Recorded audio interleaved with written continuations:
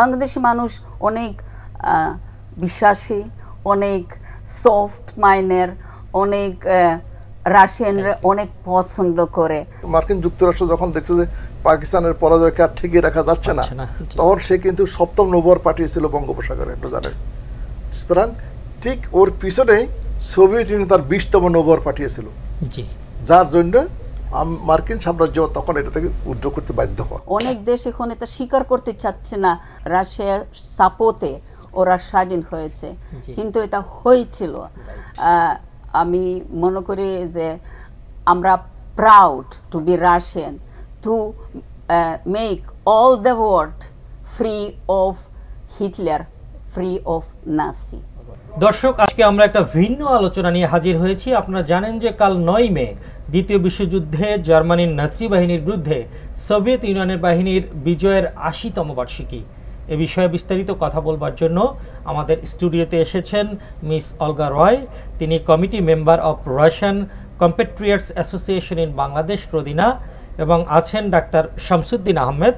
তিনি vice president Soviet alumni association of Bangladesh, সাব। আপনাদের দুজনকে স্টুডিওতে স্বাগত জানাচ্ছি। প্রথমেই অলগা রয়, আপনার কাছে একটু জানতে চাই, আপনাদের যে সংগঠন আছে রদিনা, এটি সম্পর্কে একটু আমাদের কিছু বলুন প্লিজ। আমাদের অর্গানাইজেশন সব মেইনলি মহিলা, ওরা ওয়াইফ অফ বাংলাদেশি, সেই জন্য অনেকে বাংলা জানে আর বাঙালিদের সাথে সবসময় মিশে। সেই জন্য আমাদের অর্গানাইজেশন ব্রিজের মতো, দুই দেশের মধ্যে, রাশিয়া এবং বাংলাদেশ। আমরা সব কিছুই করে যে বাঙালিরা অনেক কিছু জানে আমাদের দেশের সম্বন্ধে। আমি আজ এ টিচার সিনেমা দেখায় ছাত্রদের, কথা বলি, গল্প বলি এবার দেশে, আরও রাশিয়ান ল্যাঙ্গুয়েজ আমি পড়াই, ও তার মধ্যেও দেশের সম্বন্ধে অনেক কিছু বলে। অনুষ্ঠান করি, ওখানে বাংলাদেশি পিপল দেখে, যেটা আমাদের কালচারের কথা ওরা জানে। কিছুদিন আগে আমরা ইয়েসেনিনের সম্বন্ধে অনুষ্ঠান করছিলাম, অনেক বাঙালিরা দেখেছে, রাইটারের কথা। পুশকিনের সম্বন্ধে অনুষ্ঠান করে আমাদের রাইটারের, সেটাও জানে। এই অনেক কিছু চেষ্টা করি, আরও যদি বাংলাদেশি মানুষের আমরা সাপোর্ট পাই, আরও বেশি দেখাইতে পারবো। আপনি এত সুন্দর করে যে বাংলা বলেন, আপনি কত বছর ধরে বাংলাদেশে আছেন? বাংলাদেশে আছে অনেক বছর, 40-এর উপরে। আচ্ছা, জি, থ্যাংক ইউ। আবার আসবো আপনার কাছে। এখন একটু যেতে চাই ডাক্তার শামসুদ্দিন আহমেদ, আপনার কাছে সাব সম্পর্কে যদি একটু আমাদেরকে বলেন। সাব আসলে এটা হলো যে Soviet alumni association of Bangladesh. তো যখন সোভিয়েত ইউনিয়ন ছিল তখন এটা প্রতিষ্ঠিত হয়েছে। সাব মেইনলি যুদ্ধের পরে, স্বাধীনতা যুদ্ধের পরে যুদ্ধবিধ্বস্ত বাংলাদেশকে গড়ে তোলার জন্যে তখনকার সোভিয়েত ইউনিয়ন বেশ কিছু স্কলারশিপ প্রদান করে বাংলাদেশ সরকারকে। সেই বাবদ আমরা সোভিয়েত ইউনিয়ন তখন পড়ালেখা করতে যাই। ওখান থেকে ঠিক এখানে যেমন আমরা যুদ্ধবিধ্বস্ত বাংলাদেশকে রেখে গিয়েছি, ঠিক ওখানে গিয়েছি আমরা এই মনোভাব নিয়ে যে আমার এই যুদ্ধবিধ্বস্ত বাংলাদেশ গড়ে তুলতে হবে। এই মনোভাব এবং মনোবল নিয়েই আমরা ওখানে গিয়েছি। এবং ওখান থেকে এসে আমরা দেখেছি বিভিন্ন রকমের সমস্যা সমাধান, কেউ কাউকে চিনি না, কার কোন পেশা, সেই সম্পর্কটা দৃঢ় করার জন্যে এবং মানুষের সহযোগিতা করার জন্য, নিজেদের মধ্যে ঐক্য করার জন্য আমরা একটা সংগঠন গড়ে তুলি, যার নাম হলো Soviet alumni association of Bangladesh. এটা প্রতিষ্ঠিত 7ই আগস্ট 1982 সাল, আমার জন্মেরও আগে। তো এটা দীর্ঘদিন আছে এবং খুব ভালোভাবেই আছে। আমরা মনে করি প্রতি 2 বছর অন্তর আমাদের ইলেকশন হয়, ইলেকশনের কমিটি পরিবর্তন হয়। আমাদের এখানে এখনও আমাদের যদি মনে করি লাইফ মেম্বার আছে 780 জন বর্তমানে লাইফ মেম্বার, আর এমনিতে আছে প্রায় কয়েক হাজার বিভিন্ন সেক্টরে। এখনও যাচ্ছে, এখনও আসতেছে যারা পড়ালেখা করে। এই হলো অবস্থা। আমরা আমাদের দেশের যে কোনো প্রোগ্রামে, যে কোনো ইয়েতে আমরা অংশগ্রহণ করি এবং আমরা মনে করি যে দেশ পুনর্গঠনে আমাদের বিরাট ভূমিকা আছে। এই ভূমিকাটাকে আরও ত্বরান্বিত করার জন্য আমরা প্রচেষ্টা অব্যাহত রাখছি। জি, অনেক ধন্যবাদ। আপনাদের দুজনেরই দেখতে পাচ্ছি খুবই চমৎকার রিবন। এই রিবন সম্পর্কে যদি একটু আপনি আমাদেরকে বিস্তারিত বলেন। এই রিবনটা এটা সিম্বল অফ বিজয়। এটা অনুষ্ঠিত হয়েছে 18th সেঞ্চুরি। আমাদের রাশিয়ান রানী একাতেরিনা এটা শুরু করছে দিতে। সব যুদ্ধদের যারা বেশি সাহসে, যারা বিশ্বাসে, সবাই পাইছিল শুধু রিবন না, আর মেডালও ছিল। এটা অনেক দিনের কথা। এখন আমাদের এটা সিম্বল অফ বিজয়, বিজয়। আর আমরা সেলিব্রেট করতেছি এই বছর 80 বছর। সেই জন্য আমরা পড়েছি, আপনার সাথে আমরা শেয়ার করতে চাই আমাদের আনন্দ অফ বিজয়। অনেক ধন্যবাদ, অনেক ধন্যবাদ, থ্যাংক ইউ। এবার যদি স্যার একটু আপনার কাছে আমি জানতে চাই, বাংলাদেশের মহান মুক্তিযুদ্ধে সোভিয়েত ইউনিয়নের অনেক অবদান ছিল, এই সম্পর্কে যদি স্যার আপনি একটু বলুন প্লিজ। বাংলাদেশের মুক্তিযুদ্ধে সোভিয়েত ইউনিয়নের অবদান এটা ইতিহাস স্বীকৃত, এমন না যে কিছু নতুন করে বলার কিছু নেই। আমরা মনে করি যে যুদ্ধটা যখন শুরু হয়েছিল আমাদের মুক্তিযুদ্ধ, কিন্তু এটা যখন আন্তর্জাতিক রূপ নেয়, অর্থাৎ একটা পক্ষ যখন বৃহৎ শক্তিগুলো যখন পাকিস্তানকে অস্ত্র এবং অন্যান্য গোলাবারুদের সহায়তা করে, তখন বাংলাদেশের পক্ষে ছিল একমাত্র ভারত সহায়তা করছিল শরণার্থীদের, আর সোভিয়েত ইউনিয়ন বৃহত্তর ইয়েতে তারা সাহায্য করছে, যেমন জাতিসংঘে ভেটো দেওয়া, অস্ত্রশস্ত্র যোগান দেওয়া, এই সমস্ত কিছু সোভিয়েত ইউনিয়ন এবং আন্তর্জাতিকভাবে বাংলাদেশের পক্ষে প্রচারণা চালিয়েছে সোভিয়েত ইউনিয়ন। আমরা এটা ভূমিকা অনস্বীকার্য ছিল। সর্বশেষ যেটা আমরা জানি ইতিহাসের মধ্যে আছে যে মার্কিন যুক্তরাষ্ট্র যখন দেখছে যে পাকিস্তানের পরাজয়কে আর ঠেকিয়ে রাখা যাচ্ছে না, তখন সে কিন্তু 7ম নৌবহর পাঠিয়েছিল বঙ্গোপসাগরে, আপনারা জানেন। সুতরাং ঠিক ওর পিছনেই সোভিয়েত ইউনিয়ন তার 20তম নৌবহর পাঠিয়েছিল, যার জন্য মার্কিন সাম্রাজ্য তখন এটা থেকে উদ্ধার করতে বাধ্য হয় এবং আমাদের বিজয়টা ত্বরান্বিত হয়। এমনকি এমন আছে যে আমাদের আজকাল জানি যে আমাদের এই বাংলাদেশ স্বাধীন হওয়ার পরও 2 বছর কোনো জাহাজ ভিড়তে পারেনি চিটং পোর্টে, কারণ পরাজয়ের আগ মুহূর্তে পাকিস্তানি হানাদার বাহিনী ওখানে বেশ কিছু মাইন পুঁতে রেখেছিল। ওই মাইনগুলো অপারেশন করছিল একমাত্র সোভিয়েত নৌবাহিনী, এবং ওটা করতে গিয়ে একজন নাবিক আত্মাহুতি দিয়েছেন, ওনার নামে একটা স্মৃতিফলক ওখানে আছে, এখন আছে। তো আমরা এবং শুধু এটা না যে ছাত্রদের স্কলারশিপ দিয়ে বিভিন্ন খাতে সাহায্য করে সোভিয়েত ইউনিয়ন প্রথম থেকে আমাদের সাহায্য করে আসছে। আমাদের সর্বশেষ আমি মনে করি যে রূপপুর বিদ্যুৎ কেন্দ্র যেটা, এটা হলো তার সর্বশেষ চিহ্ন আর কি, যে সোভিয়েত ইউনিয়ন এখন পর্যন্ত বাংলাদেশকে জন্ম থেকে শুরু করে অব্যাহতভাবে সাহায্য করে আসছে।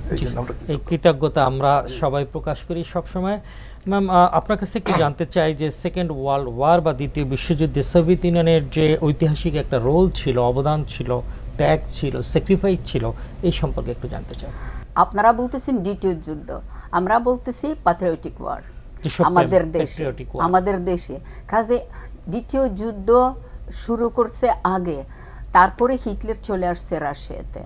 আমাদের হিটলারের এগেনস্টে সারা দেশ, সব মানুষ তার সাথে চলে আসে যুদ্ধ করতে।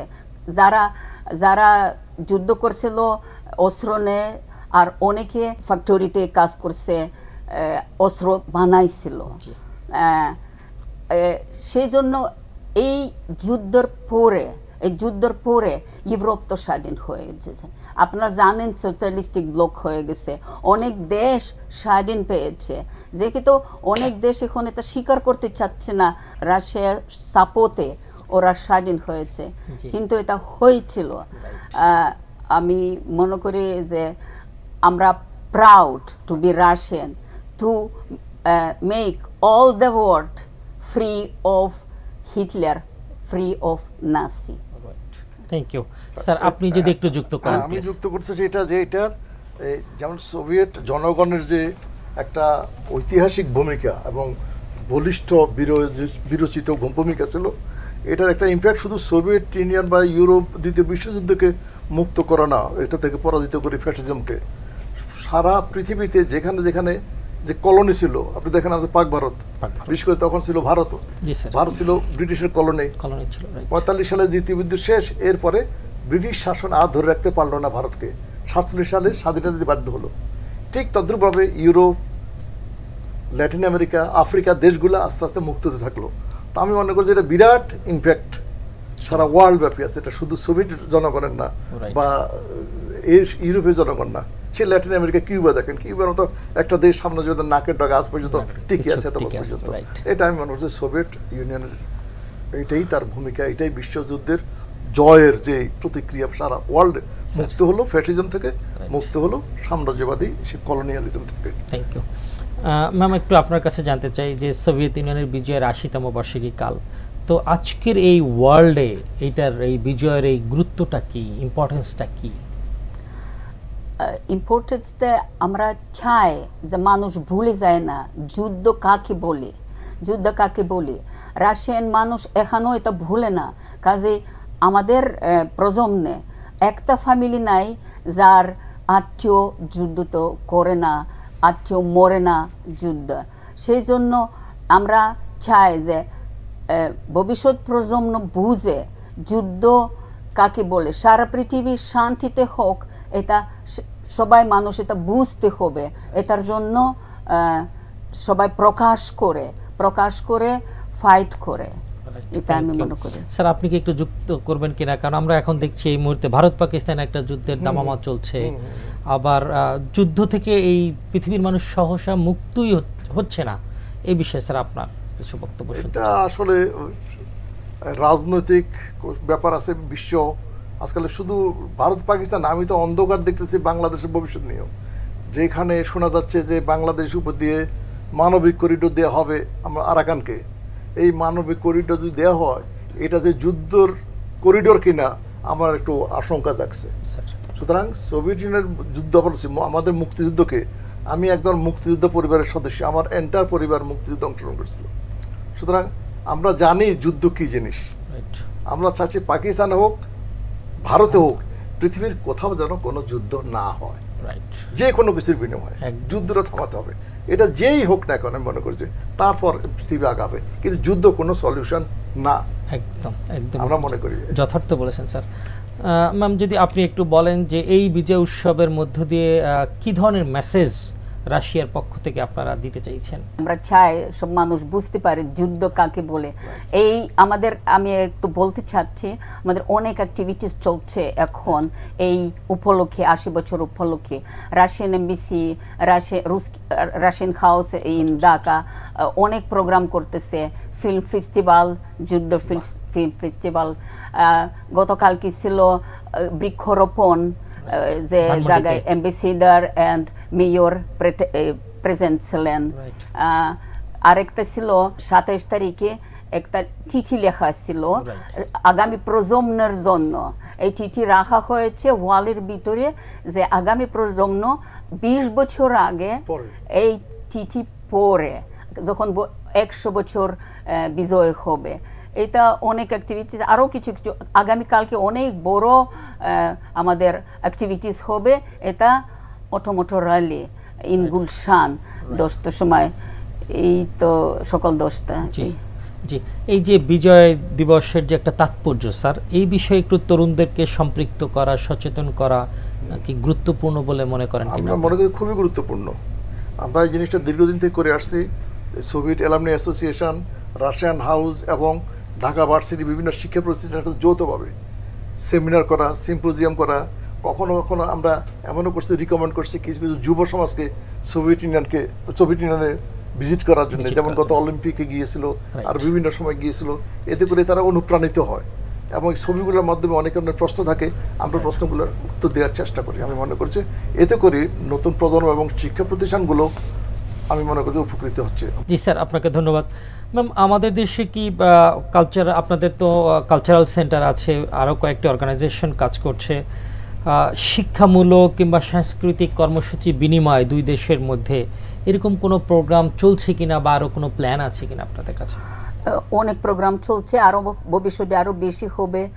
আমি হচ্ছে teacher Russian language in MIST, Russian culture centre কয়েকটা কোর্স আছে, রাশিয়ান ল্যাঙ্গুয়েজ কোর্স। প্রত্যেক বছর রাশিয়া গভর্নমেন্ট স্কলারশিপ দিচ্ছে রাশিয়ান হাউস মাধ্যমে। সেই জন্য আমি মনে করি অনেক অ্যাক্টিভিটিস হচ্ছে, আরও হবে। বাংলাদেশে যুবকদের জানাতে হবে ওদের ইচ্ছে কি। স্যার বাংলাদেশের সাথে রাশিয়ার সাথে বাংলাদেশের সম্পর্ককে এগিয়ে নেওয়ার জন্য আপনার কোনো পরামর্শ আছে কিনা? আমাদের পরামর্শ হলো যে সোভিয়েত ইউনিয়ন বা এখন তো প্রাক্তন রাশিয়া যে জিনিসটা যেন অব্যাহত রাখে আর কি, স্কলারশিপটা যেন আমাদের চাহিদা মোতাবেক দেয় প্রতি বছর। অ্যালামনি অ্যাসোসিয়েশন পক্ষ থেকে যদি দেয় তাহলে আমাদের সদস্য সংখ্যা আরো বাড়বে, আমাদের সম্প্রীতিটা আরো শক্তিশালী হবে, এবং আফটার অল দেশে যেন আমাদের দেশে উন্নতি হয়, আমাদের দেশে যেটা কাজে লাগে। এটা এমন না যে এখান থেকে পড়ালেখা করে চলে গেল বিদেশে, আমরা ওরকম অ্যাক্টিভিটি খুব একটা এনকারেজ করি না। আমরা চাই যে সে যাক, সে দেশে পড়ালেখা করে দেশে ফিরে আসুক, দেশের মানুষের কাজে সে নিয়োজিত থাকুক এবং দেশকে সমৃদ্ধ করুক।